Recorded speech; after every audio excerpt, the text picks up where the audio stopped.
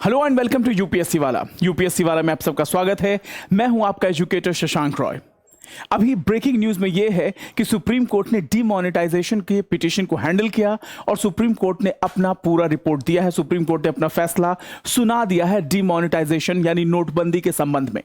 नोटबंदी को लेके सरकार के पास सुप्रीम कोर्ट के सामने बहुत से पिटीशन फाइल हुए थे और उन्हीं सारे पिटीशंस को देखते हुए सुप्रीम कोर्ट ने आज 5 सदस्यीय खंडपीठ ने अपना फैसला सुनाया है नोटबंदी के मामले में। लेकिन नोटबंदी के मामले में हम पहले समझें, इसको पहले यह समझना जरूरी है कि भारत सरकार ने क्या क्या अपने आर्ग्यूमेंट दिए थे इन फेवर ऑफ डीमोनेटाइजेशन। चलिए शुरू करते हैं। यह हमारा प्रेस इंफॉर्मेशन ब्यूरो का पूरा डेटा है।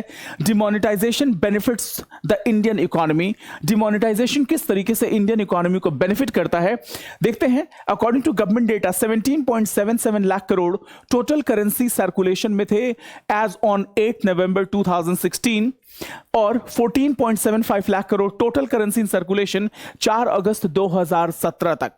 गवर्नमेंट का यह कहना था कि डिमोनेटाइजेशन का फैसला इसलिए लिया गया ताकि ब्लैक मनी को फ्लश आउट किया जा सके, फेक इंडियन करेंसीज को जो है वो एलिमिनेट किया जा सके, striking at the root of financing of terrorism and left wing extremism को भी अटैक करने की बात कही थी, convert non formal economy into formalisation of economy, apart from that makes money accountable, expand tax base को बढ़ाने का भी एक पर्पस था। उसके अलावा डिजिटल पेमेंट इकोसिस्टम को इंडिया में बढ़ावा देना था। ये सारा आर्ग्यूमेंट, ये सारा लॉजिक दिया था गवर्नमेंट ऑफ इंडिया ने अपने डीमोनेटाइजेशन के फैसले को जस्टिफाई करते हुए। आगे चलते हैं। India the multi dimensional success of demonetisation in the word of government. Bharat सरकार के अकॉर्डिंग अगर देखा जाए तो India highest ever unearthing of black money, decisive blow to terrorism and naxalism, India financial system being cleansed, great increase in formalization leading to better jobs for the poor, unprecedented increase in tax compliance और इसी समय GST हमने लागू किया था। Digital payment receive significant boost, digital payment को बहुत बढ़ावा मिला है। Multiple benefits like loans getting cheaper, increase revenue to municipalities etcetera. यहां पे हम गवर्नमेंट के जो डेटा है वो हम आपके पास लेके आ रहे हैं। We are not countering this data, we are not countering these claims. Purpose ये है कि डीमोनेटाइजेशन पे सुप्रीम कोर्ट के फैसले को समझने से पहले यह समझना जरूरी है कि गवर्नमेंट का डिफेंस क्या है, गवर्नमेंट का लॉजिक क्या है, गवर्नमेंट का जस्टिफिकेशन क्या है डीमोनेटाइजेशन को लेके, और ये सारा लॉजिक है। इसके अलावा और भी बातें कही गई हैं। India's highest ever unearthing of black money में 17.73 लाख सस्पिशियस केसेस हैं जिनको आइडेंटिफाई किया गया है where cash deposit do not match tax profile. 3.6 lakh crore in 23 lakh bank accounts under suspicion, 4.7 lakh additional suspicious transaction reported by bank, 16,000 crore did not come back to the banks after demonetization, undisclosed income worth 29,213 crore detected or admitted, benami assets worth 1,626 crore seized or attached. Apart from that 58,000 bank account जो 35,000 shell company से related थे, ठीक है, deposited and withdrew 17,000 crore post demonetisation. A company with negative opening balance as on 8 November 2016 deposited and withdrew 2,484 crore, यानी कि shell companies के ऊपर, bogus companies जो गवर्नमेंट ऑफ इंडिया में थी उनके ऊपर भी बहुत लगाम कसा गया। उसके अलावा इन सारे ये बहुत सी नेगेटिव ओपनिंग बैलेंसेस थे, ठीक है, वहां पे लगभग 2,484 करोड़ पोस्ट डिमोनेटाइजेशन डिपॉजिट किया गया।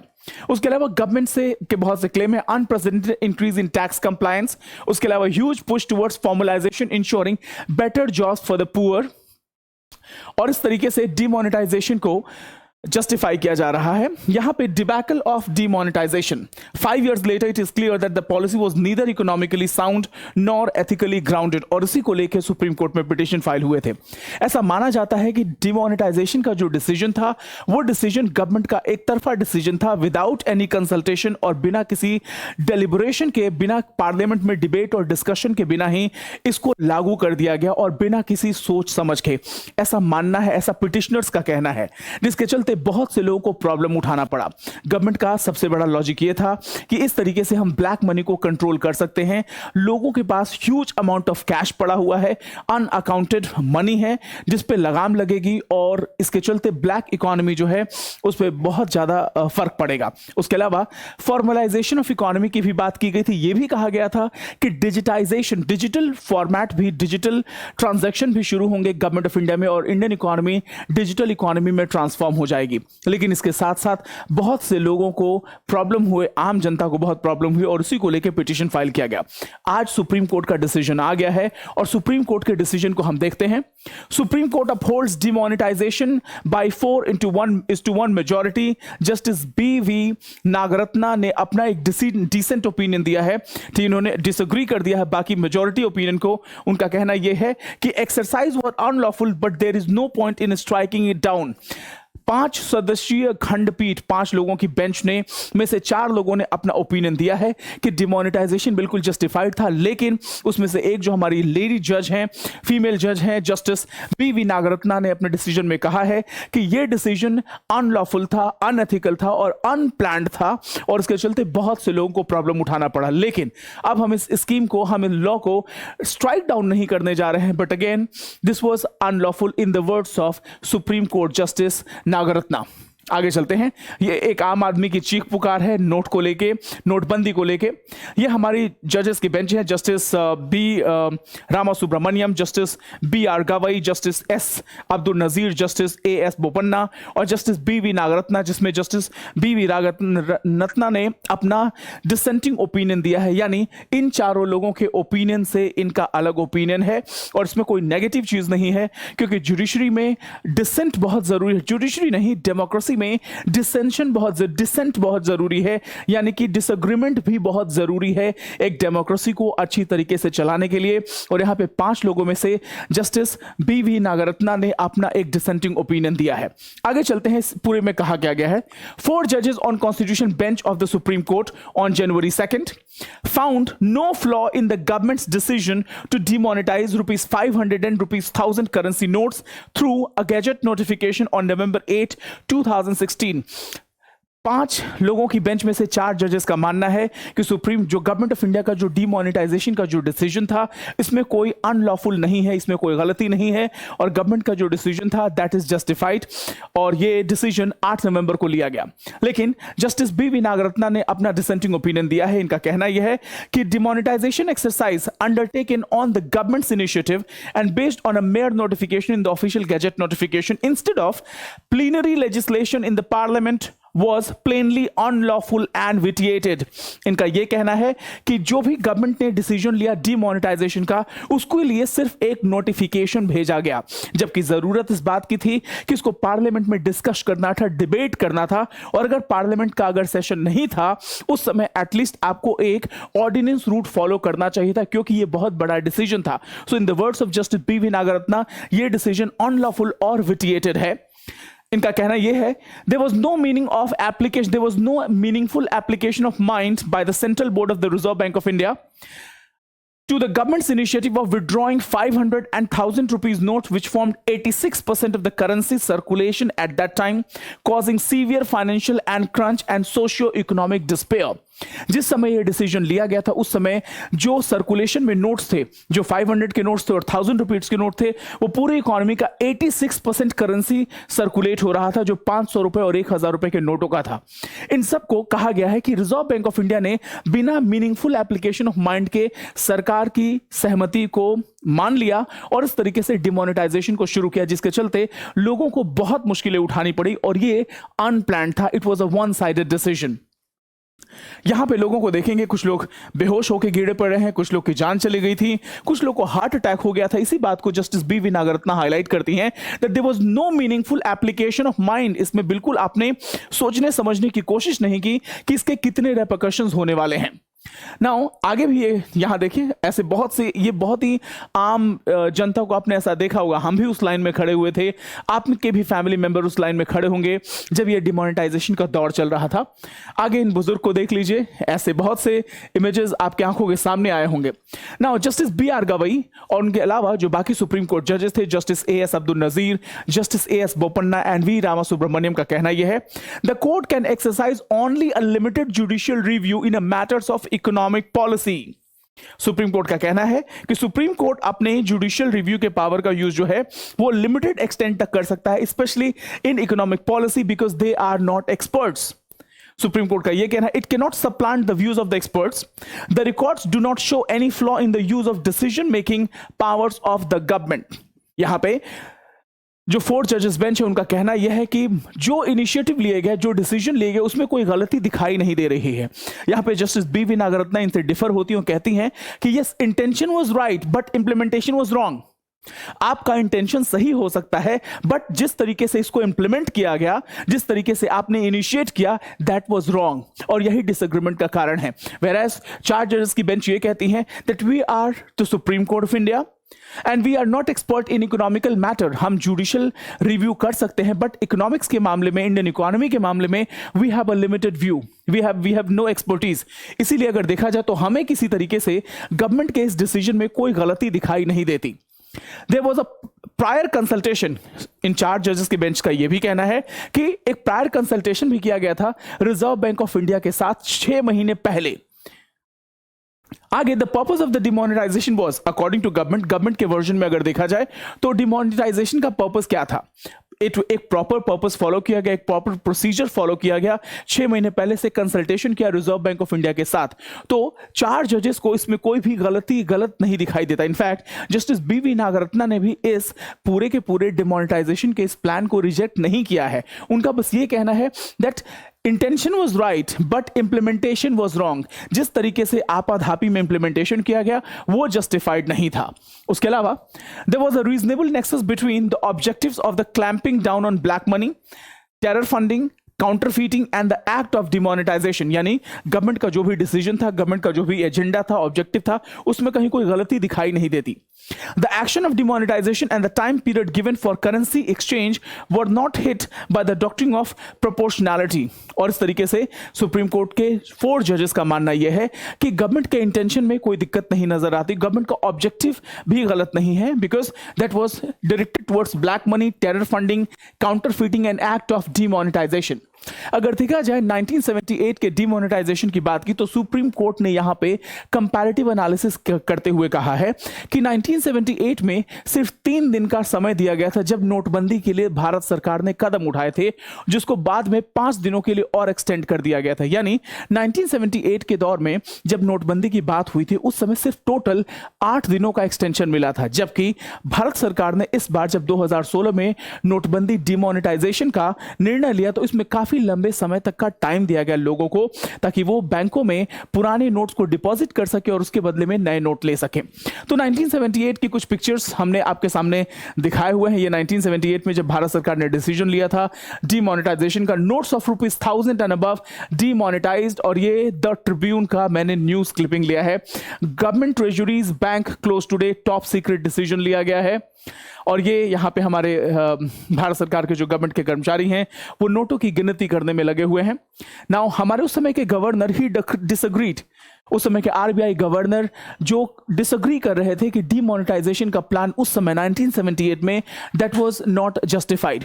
लेकिन इस बार सुप्रीम कोर्ट का कहना है कि इस बार के डिमोनेटाइजेशन में सरकार ने बहुत लंबा समय दिया लोगों को ताकि वो अपने पुराने नोटों को बदल के जो नए करेंसीज हैं गवर्नमेंट ने अप्रूव किए हैं उनको वो ले सके। In 1978, only 3 days and a further extension of 5 days, यानी टोटल 8 दिन का टाइम दिया गया था। ऑन द अदर हैंड अगर देखा जाए तो 2016 में लगभग 52 दिनों का टाइम लोगों को सरकार ने दिया ताकि वो अपने नोट की बदली कर सके। ना मेजॉरिटी जजमेंट क्या कहता है? मेजॉरिटी जजमेंट ये कहता है कि आरबीआई के पास कोई अपना इंडिपेंडेंट पावर नहीं है इस टाइम पीरियड को बढ़ाने का। ये पावर जो डिमोनेटाइजेशन का है वो सिर्फ और सिर्फ गवर्नमेंट ऑफ इंडिया के पास है, और वो भी The government has all the power to demonetization all series of bank notes and was not limited to one series alone. इस पूरे के पूरे डिसीजन में सिर्फ एक सीरीज के नोट्स को डिमोनेटाइज नहीं किया गया था, ये पूरा का पूरा सीरीज पूरे नोट्स को डिमोनेटाइज किया गया था और इसका पावर सिर्फ गवर्नमेंट ऑफ इंडिया के पास है. There was no excessive delegation of power by which the government kick-started the demonetization exercise through a notification in November 2016. और इस तरीके से मेजॉरिटी जजमेंट जो सुप्रीम कोर्ट का है वो उसको कोई भी गलती नजर नहीं आती है भारत सरकार के डिसीजन में. लेकिन जस्टिस बी.वी. नागरत्ना फिर आती हैं और अपने स्टेटमेंट को फिर से डिफेंड करती हैं. उनका कहना यह है कि the court judicial review was indeed limited as far as checking the merits of an economic policy, but the court could examine the correctness of the process of demonetization policy to see whether or not it violated the constitutional rights of the citizen.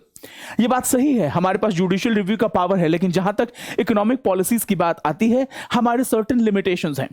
हम ये नहीं कहते कि हम we are the experts of economic policies, लेकिन अपने judicial review के power के अंतर्गत सुप्रीम कोर्ट जरूर इस बात को देख सकता है कि किस तरीके से आपका इंटेंशन जरूर वेल थॉट आउट था. It was a well intention plan और डिमोनेटाइजेशन, लेकिन जिस तरीके से इसका इंप्लीमेंटेशन किया गया दैट वाज नॉट करेक्ट. वो अगर देखा जाए तो पूरा का पूरा प्रोसेस जो है वो करेक्ट नहीं था.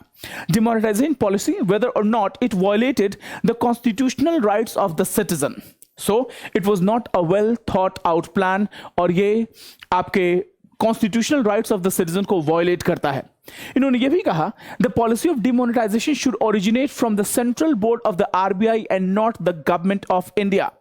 सेंट्रल गवर्नमेंट डिमोनेटाइजेशन इनिशिएट कर सकता है, लेकिन उसके लिए पार्लियामेंट में एक लेजिस्लेशन लाने की जरूरत है और अगर पार्लियामेंट जो है वो सेशन में नहीं है तो आप ऑर्डिनेंस रूट फॉलो कर सकते हैं, लेकिन एक सिर्फ नोटिफिकेशन के थ्रू आपने इतना बड़ा डिसीजन ले लिया. That's what justice B V. Nagarathna is highlighting कि इतना बड़ा डिसीजन लेना था जब आप 500 और 1000 रुपीज के जो नोट्स थे, लीगल टेंडर थे, उनको आपने डिमोनेटाइज कर दिया रातों रात, जिनका कि टोटल 86% कंट्रीब्यूशन था करेंसी सर्कुलेशन में उस समय. इतना बड़ा डिसीजन और आपने जस्ट एक नोटिफिकेशन के थ्रू ये डिसीजन ले लिया, ये बात जो है थोड़ी नागवार गुजरती है. Without the parliament democracy will not thrive. इस बात के बारे में डिस्कशन क्यों नहीं किया गया पार्लियामेंट में, डिबेट क्यों नहीं हुआ? क्या आप ऑपोजिशन को अवॉइड करना चाहते थे? You wanted to cut short the roots ताकि आपका कोई अपोज ना करे. You avoided the parliament thoroughly. कहीं कोई डिस्कशन नहीं, और अगर पार्लियामेंट नहीं है तो डेमोक्रेसी का पूरा मतलब ही नहीं है. Now यहां पे कुछ deliberations की बात की जा रही है. Demonetization initiated by the government had a great ramification. जो गवर्नमेंट ने डिसीजन लिया उसमें क्या क्या इसका ramification क्या था? It should have been extensively debated, जो कि नहीं हुआ.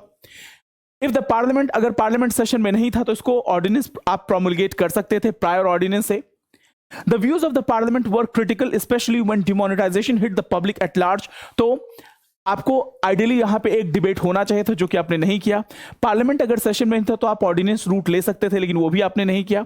उसके अलावा ये बहुत ही क्रिटिकल मैटर था, यहां पे पार्लियामेंट को डिस्कशन में होना चाहिए था, लेकिन वो भी नहीं हुआ.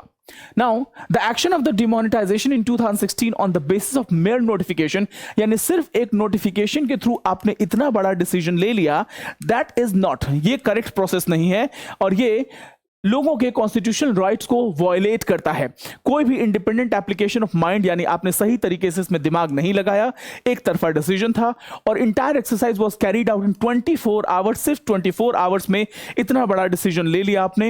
And that's what justice B V. Nagarathna said कि प्रोसेस करेक्ट नहीं था. The process was not at all correct in this matter. आगे देखते हैं. Only an opinion of the central board was sought after the government took the decision to demonetize 86% of the currency. Government ने reserve bank of India का decision का opinion कब लिया? जब decision already लिया जा चुका था. तो it was just an I wash. Ideally reserve bank of India से कंसल्टेशन होना चाहिए था, डिस्कशन होना चाहिए था, डेलिबरेशन होना चाहिए था, लेकिन जब ऑलरेडी डिसीजन लिए जा चुके थे तब रिजर्व बैंक ऑफ इंडिया को just for the name sec formality के लिए डिस्कशन किया गया. Now, the Reserve Bank of India did not allow the demonetization of all series of bank notes in circulation. RBI Act कभी भी ये allow नहीं करता कि जितने भी सीरीज के नोट हैं उन सबको डिमोनेटाइज किया जाए. Not questioning the object of demonetisation, it may have been noble and well intention but the process undertaken was bad in the law. यही कहा गया है कि मैं डिमोनेटाइजेशन की पूरी लीगैलिटी के बारे में क्वेश्चन नहीं करती. इंटेंशन अच्छा है, आप टेररिज्म को खत्म करना चाहते हैं, ब्लैक मनी को खत्म करना चाहते हैं, आप इनफॉर्मल इकोनॉमी को फॉर्मलाइज करना चाहते हैं, आप इंडियन इकोनॉमी को डिजिटल इकोनॉमी बनाना चाहते हैं. We do not have any problem with that, but the process followed was unwarranted. The process जिस तरीके से फॉलो किया गया वो जस्टिफाइड नहीं था. That was a violation of constitutional right of the citizens of India. उसके अलावा nothing however can be done. अब जब ऑलरेडी सिचुएशन आपने डिमोनेटाइजेशन का डिसीजन ले लिया है, 5 साल बदल चुके हैं, तो हम इस पूरे के पूरे डिमोनेटाइजेशन को हम डिस्कार्ड नहीं कर रहे हैं. But at the same time it was not done in a proper way. Correctness, process correct नहीं था. यही कहना है जस्टिस बी वी नागरत्ना का. यानी कि जो गवर्नमेंट का डिसीजन है उसमें कोई चेंज नहीं है. डिमोनेटाइजेशन को कोई भी सुप्रीम कोर्ट ने इसको वैलिड माना है. बट सबसे बड़ी बात यह है कि एक डिसेंटिंग ओपिनियन यह है जस्टिस नागरत्ना का कि this decision was not followed in the right manner. एक चीज और देखते हैं. Demonetisation, just because it is an economic policy decision the court can not fold its hands and sit. Justice V Nagarathna इस पूरे डिसीजन में गवर्नमेंट ऑफ इंडिया का यह कहना था that Supreme Court should not interfere in this matter because this is a matter related to economy. Economy से related matter है और सुप्रीम कोर्ट इसमें एक्सपर्ट नहीं है. लेकिन इसका मतलब यह नहीं है कि सुप्रीम कोर्ट अपने हाथ पे हाथ धरे बैठा रहेगा और कुछ भी होता देखता हुआ रहेगा. इसी बात को जजेस ने, ऑनरेबल जजेस ने हाईलाइट किया है. Yes, we do agree, economic matter है, we leave it to the legislator, to the executive. लेकिन ऐसा भी नहीं होगा कि हम हाथ पे हाथ धरे बैठे रहेंगे. यहां पे जज पी चिदम्बरम जो हमारे होम मिनिस्टर रह चुके हैं, he is an eminent lawyer. इनका यह भी कहना था, he is one of those people जिन्होंने अपने ये पिटिशन फाइल किया था कि डिमोनेटाइजेशन वाज अनकॉन्स्टिट्यूशनल और उसको खारिज करने की जरूरत है. इनके वर्ड्स में, the RBI had meekly submitted to the government's recommendation to withdraw 86% of the currency in the market after a deliberation of just 1 hour. सिर्फ एक घंटे का डेलिब्रेशन हुआ था रिजर्व बैंक ऑफ इंडिया के साथ और रिजर्व बैंक ऑफ इंडिया ने अपना ओपिनियन देने के बजाय गवर्नमेंट की बात को एज इट इज मान लिया, मूक सहमति दे दी, जो कि गलत था क्योंकि reserve bank of India is the institution जो पूरी इकोनॉमी को रेगुलेट करता है. उसके अलावा गवर्नमेंट का यह कहना था डिमोनेटाइजेशन एक ट्रांसफॉर्मेशनल इकोनॉमिक पॉलिसी स्टेप था जिसके चलते इंडियन इकोनॉमी में जो है डिजिटल ट्रांजैक्शन में फिनोमिनल ग्रोथ हुआ है, ब्लैक मनी कंट्रोल हुआ है, टेरर फंडिंग पे पूरी लगाम लग गई है और जाली नोटों का कारोबार भी बंद हुआ है. सो डिमोनेटाइजेशन की अगर बात बोले तो एक क्रिटिकल पार्ट था, गवर्नमेंट ऑफ इंडिया का एक क्रिटिकल डिसीजन था इंडियन इकोनॉमी को फॉर्मल इकोनॉमी की तरफ ले जाने का, क्योंकि इंडियन इकोनॉमी में इनफॉर्मल इकोनॉमी बहुत बड़ा है. बट आप जानते हैं और आप मुझे बताएंगे कमेंट सेक्शन में कि इंडिया में क्या वाकई में हमारे इकोनॉमी का फॉर्मलाइजेशन हुआ है, क्या वाकई में हम डिजिटल इकोनॉमी में transform. No doubt digital economy, yes, एक चीज तो बोलेंगे कि इस डिमोनेटाइजेशन की बात से बहुत बड़े पैमाने पर डिजिटल इकोनॉमी का समावेश हुआ है. सो ये आप मुझे कमेंट सेक्शन में आपके जो भी ओपिनियन है मुझे जरूर बताइएगा. मैंने बस ये बताया कि हमारे 5 सदस्यों की जजेस की खंडपीठ ने अपना फैसला सुना दिया है डिमोनेटाइजेशन के बारे में. उनका यह कहना है कि डिमोनेटाइजेशन इज नॉट अनकॉन्स्टिट्यूशनल, लेकिन जिस तरीके से डिमोनेटाइजेशन को इनैक्ट किया गया, जिस तरीके से डिमोनेटाइजेशन को एक्टिवेट किया गया वो जस्टिफाइड नहीं था. इसमें जस्टिस बी वी नागरत्ना ने अपना डिसेंटिंग ओपिनियन दिया है, लेकिन उनका भी यही कहना है कि अब जब डिमोनेटाइजेशन हो चुका है हम इस पूरे लॉ को, इस एक्शन को हम स्ट्राइक नहीं करने जा रहे हैं. बट अगेन मेरा ओपिनियन ये है कि it was not done in the right process. So this is it team, ये हमारा आज का आर्टिकल था. मुझे जरूर बताइएगा डिमोनेटाइजेशन को लेके आपको क्या, आपका ओपिनियन क्या है और मुझे कमेंट सेक्शन में इसके बारे में कमेंट कीजिए. Thank you so much, God bless you all and नए साल की ढेर सारी शुभकामनाएं. जय हिंद, जय भारत.